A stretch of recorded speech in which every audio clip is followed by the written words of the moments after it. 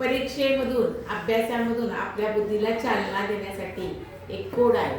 तर कसं तर एक ह्या 4 स्क्वेअर्स आहेत. एकूण असे 16 घर आहेत. किती घर आहेत? ती 16 घर आहेत आणि अंक पण दिलेले आहेत 1 ते 16 अंक. तो कोणताही अंक एकदाच वापरायचा. 1 ते 16 अंक असे घालायचे की ज्याची आडवी बेरीज 34, उभी बेरीज 34 आणि तिरपी बेरीज सुद्धा 34 आली पाहिजे. कोण करून दाखवणार? कोण करून दाखवणार? अभ्यास करूया काय? हे कोड सोडूया. कोण करून दाखवणार? दिशांत दाखवणार? जमेल? ठीक आहे ठीक आहे. काय शांतच येते हा. मी मग ते दिशा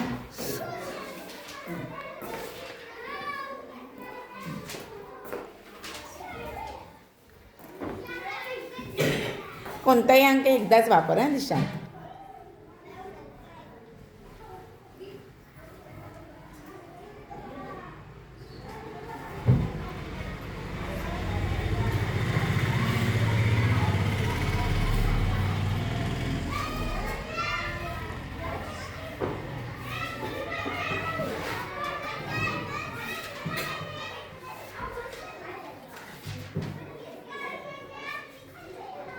बेरीज किती झाली बघायला ती?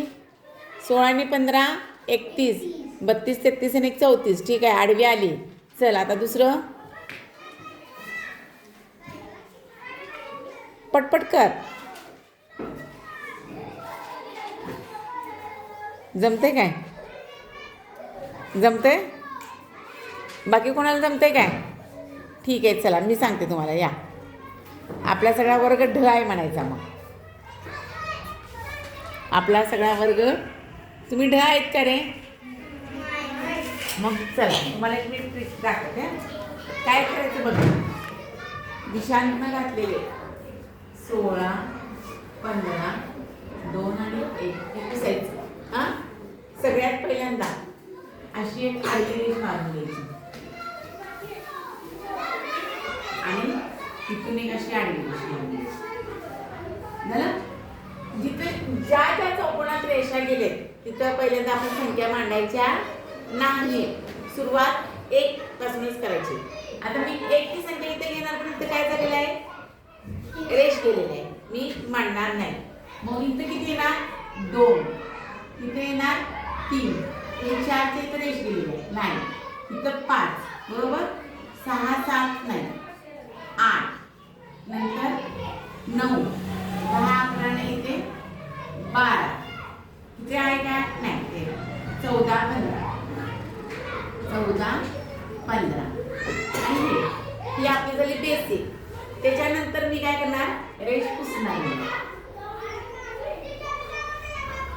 आता माझी राहिलेल्या संख्या ह्या घातलेल्या संख्या सोडून ज्या राहिलेल्या आहेत त्या मी इकडून इकडे घालते. तिथं किती राहिली होती? 1. ती 1 मी इथं घालणार. तिथे किती राहिले? 4. ती 4 मी इथं घालणार. चालतंय. तिथे किती राहिले? 6. ती 6 इथे घालणार. तिथे किती राहिले? 7 इथे घालणार. झालं? 5 6 7 8 9 घातलेले आहे. 10 आणि 11 नाही. इथल्या 2 संख्या इथे घालणार. 10 नंतर 11 12 झाली. इथे घालणार 13. किती? 13 आणि इथे राहिलेली 16. म्हणजे इथली 13 आणि इथली 16.